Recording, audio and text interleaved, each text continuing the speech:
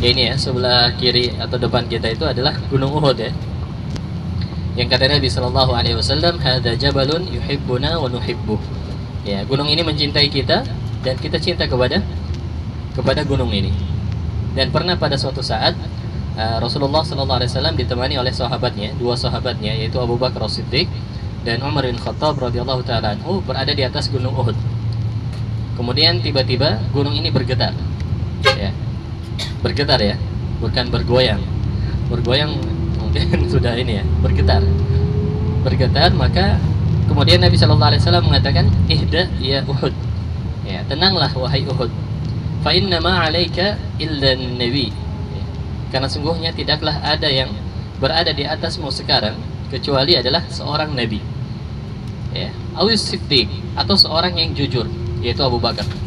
Awis syahid, atau orang yang akan mati syahid, yaitu Umar bin Khattab radhiyallahu taala anhu. Ya. Jadi apa namanya? Gunung ini adalah gunung yang mulia, gunung yang mencintai kita dan kita cinta kepada gunung tersebut, sebagaimana dikatakan Nabi Shallallahu Alaihi Wasallam. Dan mungkin ada yang bertanya, kenapa peperangannya terjadi di Uhud? Karena memang pada waktu dahulu, para jamaah sekalian, tentunya bukan seperti jalan sekarang ya. Kalau sekarang, aspal, tol ya, mudah. Dari arah manapun mau masuk kota Madinah itu mudah. Tapi pada waktu dahulu, apabila suatu kafilah atau dalam jumlah besar ingin masuk kota Madinah, terutama dari kota Mekah, maka mereka akan melewati lembah. Lembah ini yang akan mereka lewati, yang nanti ujungnya akan berjumpa atau akan melewati sekitar lembah Uhud. Ya, jadi sudah diprediksi oleh Rasulullah SAW dan para sahabatnya untuk bagaimana menghadapi orang-orang pasukan musuh. Ya, karena sudah terdengar kabar bahwasanya pasukan musuh sudah dekat. Maka Rasulullah bermusyawarah dengan para sahabatnya. Ada yang mengatakan, ya Rasulullah, kita hadapi mereka di kota Madinah saja. Ya, dan para jamaah sekalian perlu ketahui bahwasanya kota Madinah di zaman Rasulullah itu masjid dan pelataran. Itu namanya kota Madinah. Masjid dan sekitar masjid, yaitu pelataran, sekitar itu aja. Itu namanya kota Madinah. Adapun di luar dari itu sudah bisa kita katakan pinggiran kota Madinah. Ya, akan tetapi sebagian para sahabat mengatakan, kita hadapi mereka ya Rasulullah di luar kota Madinah, yaitu di sini, di Uhud. Adapun sekarang kota Madinah luas ya. Ini semua mencakup kota Madinah. Dan kita lihat bahwasanya ada orang-orang yang di atas gunung itu, sebelah kiri depan. Nah, itulah Gunung Pemanah. Ya. Di situ dahulu gunung tempat pasukan pemanah kaum muslimin beradab ya pada saat perang Uhud. Tempatnya sangat strategis pada waktu itu.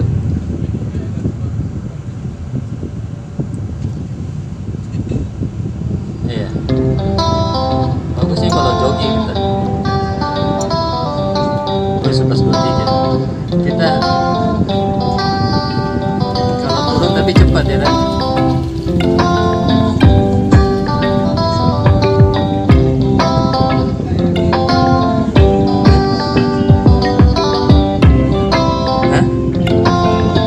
Waktu kita 11:23, azan sejam lagi.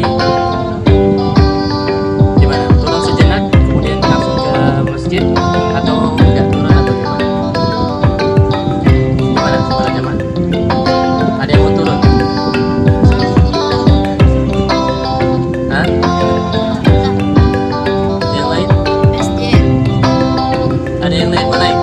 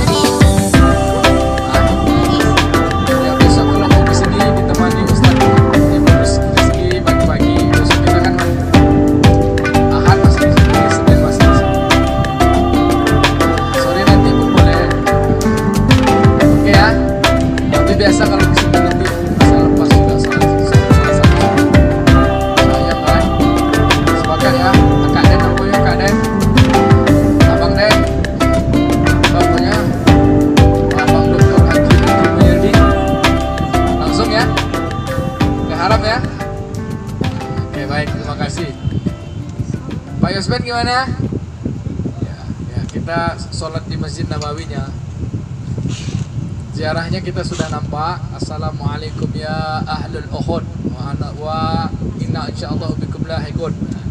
Salam sama Sayyidina Hamzah, sama Sayyidina Mus'ab bin Umair, sama Sayyidina Hanzalah dan seluruh sahabat. Sungguh kemuliaan kalian syahid di jalan Allah di sini. Mudah-mudahan kemuliaan itu pun sama untuk kita juga, insyaallah. Amin. Itu aja lah cuma.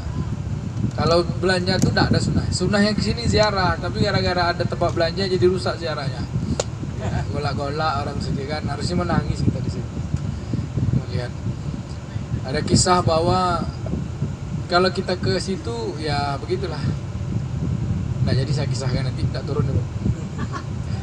Besok aja lah kita pergi. Pergi tapi ya infak 2 rial. Yang jelas kita sudah sini, tadi kita kelamaan di apa? Belanja di Koba. Tadi kita memang sejam lebih kan.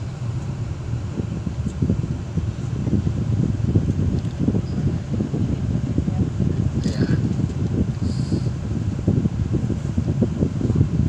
Kita kembalikan kepada Ustaz. Ya, para jamaah sekalian, ya, ini juga info untuk apa? Oh, lanjutkan kisahnya. Oke. Ya, kurang lebih kisahnya bahwasanya tadi pasukan kaum muslimin berjumlah 700, 50 diantaranya itu pasukan pemanah, dan pasukan musuh atau pasukan orang-orang Quraisy itu berjumlah 3000. Jadi 3000 ini dengan peralatan yang lengkap melawan 700 dengan peralatan seadanya. Nah, kita katakan tadi bahwasanya diantara sebab awal bahwasanya pihak kaum muslimin atau pihak Rasulullah SAW ini bisa memukul mundur pasukan musuh karena apa? Pasukan pemanah ini tempatnya strategis sehingga menyulitkan bagi musuh untuk maju, untuk menerobos pertahanan pihak kaum muslimin. Akan tetapi pada saat sebagian besar pasukan pemanah ini tergoda dalam arti mereka menyangka bahwasanya peperangan sudah selesai. Ya. Mereka menyangka peperangan sudah selesai dan banyak pasukan musuh yang lari ketakutan. Akan tetapi kemudian kesempatan inilah yang dimanfaatkan oleh Khalid bin Walid. Ya. Jadi Khalid bin Walid pada waktu itu, pada waktu perang Uhud ini belum masuk Islam. Ya. Khalid bin Walid ini belum masuk ke dalam agama Islam.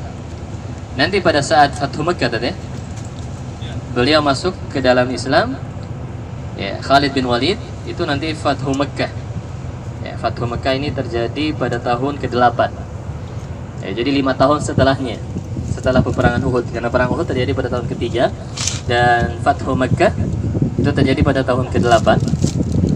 Yang dimana pada tahun itu, pada tahun ke-3, Khalid bin Walid masih di pihak musuh. Dan dia terkenal dengan orang yang pemberani dan punya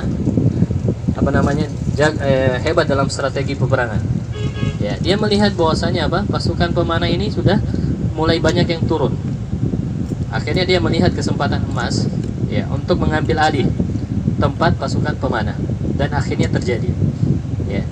Khalid bin Walid dikira dia lari membawa pasukannya, padahal dia memutar, mutar balik agar mengecoh pasukan pemanah, dan akhirnya pasukan Khalid bin Walid berhasil merebut tempat pasukan pemanah tadi di Gunung Pemanah, yang akhirnya terbunuhlah beberapa orang di antara pasukan pemanah karena sebagian besar sudah turun tadi. Akhirnya keadaan terbalik. Akhirnya keadaan terbalik. Jadi kocar kacir. Yang tadinya pasukan kaum muslimin itu menyangka bahwasanya pasukan yang di atas gunung itu adalah teman. Akhirnya ini yang kecil ini yang Jabal Ruman. Iya, yang orang di atas itu, yang di atas itu ya. Yang ada banyak orang di atas gunung itu namanya Gunung Pemanah. Jadi pasukan pemanah bukan berada di atas gunung sekali ya, bukan. Tapi peperangannya terjadi di sini di lembah. Itu yang ramai orang tuh. Yang ramai orang itu. Ya, itu gunung pemana ya. Nah, jadi Jabal Rumah itu adalah gunung pemana ya situ ya. Orang-orang di atas itu di sekitar situlah pasukan pemana pada waktu itu. Ya, akhirnya ya pasukan pemana dikalahkan, diambil alih oleh pasukannya Khalid bin Walid, yaitu diambil alih oleh pasukan musuh. Akhirnya keadaan terbalik, ya, membuat pasukan atau barisan kaum muslimin kocar-kacir, ya, karena diserang dari atas. Ya, yang seharusnya pasukan pemana tadi itu yang melindungi, ya kan?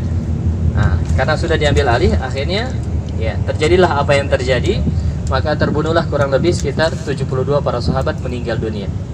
Ya, pada waktu perang Uhud.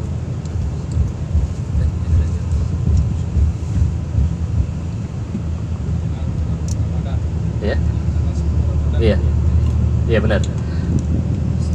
Dan apa lagi?